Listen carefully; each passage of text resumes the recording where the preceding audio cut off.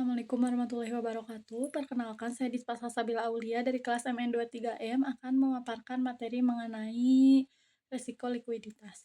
Yang pertama ada pengertiannya. Risiko likuiditas adalah risiko yang timbul akibat sebuah perusahaan kekurangan aset yang likuid, seperti kas atau setara kas. Bagi perusahaan sektor perbankan, hal ini bisa terjadi akibat banyak nasabah yang tiba-tiba menarik simpanannya ke bank tersebut tidak mampu menyediakan dana yang dibutuhkan. Penyebab dari risiko likuiditas ini adalah hal yang penting bagi perusahaan, sebab tentunya investor merupakan kreditur akan memberikan bantuan permodalan hanya kepada perusahaan yang memiliki risiko likuiditas baik. Penyebab timbulnya risiko likuiditas yang pertama, jumlah kas keluar lebih banyak dibandingkan dengan jumlah kas masuk. Yang kedua, perubahan kondisi pasar. Yang ketiga, kesalahan manajemen. Yang keempat, sumber pendanaan yang terbatas.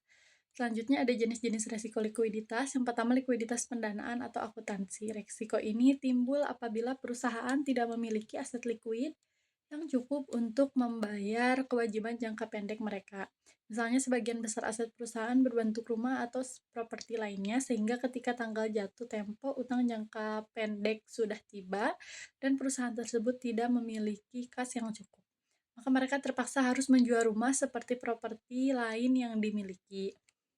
Yang kedua, risiko likuiditas pasar. Risiko likuiditas pasar ini timbul apabila seseorang atau sebuah perusahaan terpaksa menjual asetnya dengan harga yang lebih rendah dibandingkan harga normal di pasaran demi mendapat uang tunai secara tepat dan memenuhi kebutuhannya.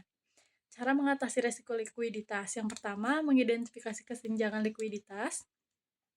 Identifikasi kesenjangan likuiditas dapat dilakukan dengan cara membandingkan aktiva lancar dengan kewajiban lancar perusahaan tersebut.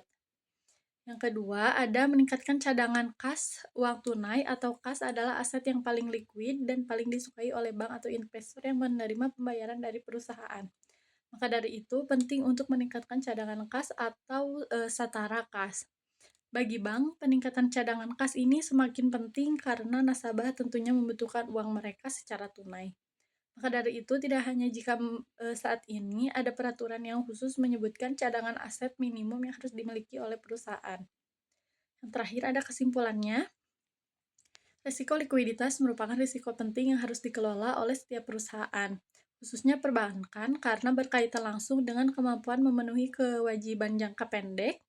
Risiko ini dapat timbul akibat ketidakseimbangan arus kas, perubahan kondisi pasar, kesalahan manajemen keuangan, serta keterbatasan sumber pendanaan. Risiko likuiditas terbagi menjadi risiko likuiditas pendanaan dan risiko likuiditas pasar, yang keduanya dapat berdampak serius terhadap kelangsungan usaha.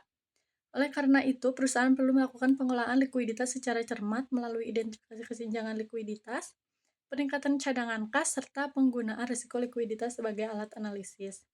Pengelolaan likuiditas yang baik akan membantu perusahaan menjaga stabilitas keuangan, meningkatkan kepercayaan investor dan kreditur, serta mencegah terjadinya kebangkrutan.